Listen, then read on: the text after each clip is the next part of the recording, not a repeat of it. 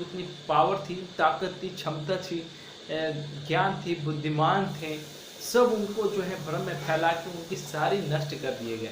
और बताइए कि देश का सबसे पहले यूनिवर्सिटी, वो ज्ञान देने वाला, वो स्कूल समझिए, चाहे वो गुरुकुल समझिए, चाहे वो कॉलेज समझिए, वो देने वाला भारतवर्ष का पहले नंबर बिहार में था।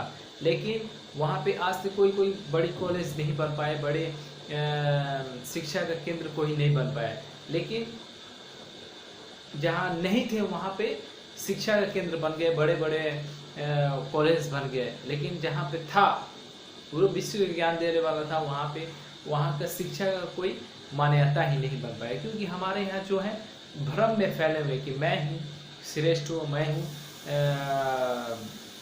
अच्छा कर रहा हूँ।